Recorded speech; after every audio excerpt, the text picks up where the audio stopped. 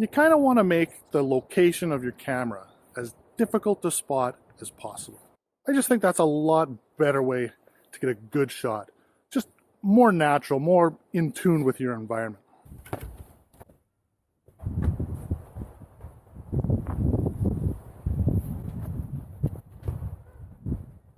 Hey, what's up everybody? Mike here. The last couple days up in Canada here, we've woken up with the whole world covered under a blanket of snow. Basically, everything's hiding under a nice white blanket of snow. So this got me thinking, what am I going to talk about on my walk today? Hiding the selfie stick.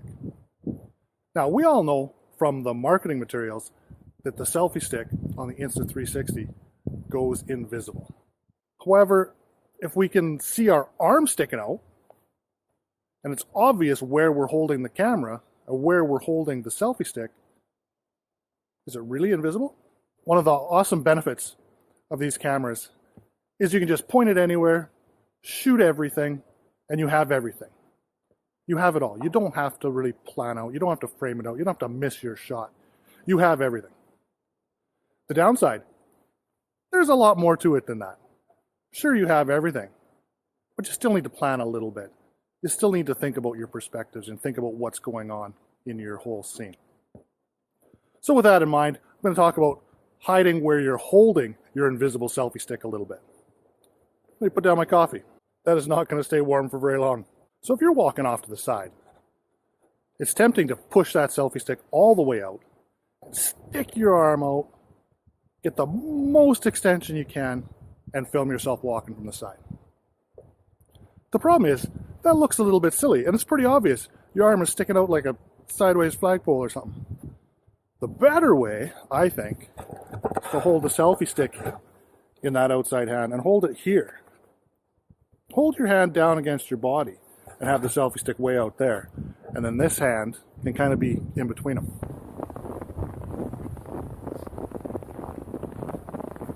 Anybody who's really looking will probably still be able to figure out where you're holding that camera. But at least you're being a little bit more discreet about it. The same goes true if you want to take an overhead shot. You know, over the shoulder, like a drone-like shot, watching you walk. You could hold your hand up in the air, get it really high. Or you could hold your hand right here on your chest. Selfie stick pointing out like that. Let's take a look at those. I think it's kind of clear when your arm is sticking up in the air, it just looks less natural. You got one hand out in the view that's obviously not holding your camera, and you can tuck that other one away. Just looks a lot better. Now what about a trailing shot from behind? We could stick that arm out like that, or we could hold it next to us nice and natural.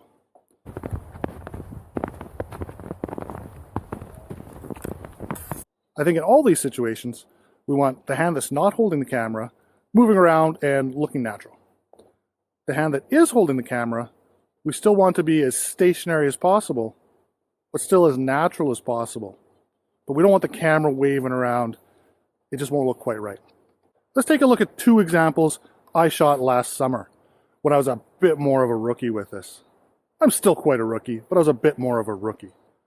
In the first one, I had my arm sticking way out the side of the boat, looking for that maximum extension. The shot looks okay, but it's pretty obvious what's going on there. The next shot, about a week later, I managed to have my right arm resting on the side of the boat, and the camera was actually tucked out underneath. Looks a lot more natural, looks better. I lost about 6 inches of extension on the camera, but the shot is much better. You might have noticed a bit of a common thread in the way I'm doing all of these. I'm generally holding the camera in the hand on the other side of my body, so that the immediate focus point, in these cases the right side of my body, everything's free-flowing and natural. I just think that's a lot better way to get a good shot. Just more natural, more in tune with your environment. You kind of want to make the location of your camera as difficult to spot as possible. So yeah, you can take the camera and just point it anywhere. Just wave it around, you'll get everything. That's true. But there's a lot more to it to get a good shot.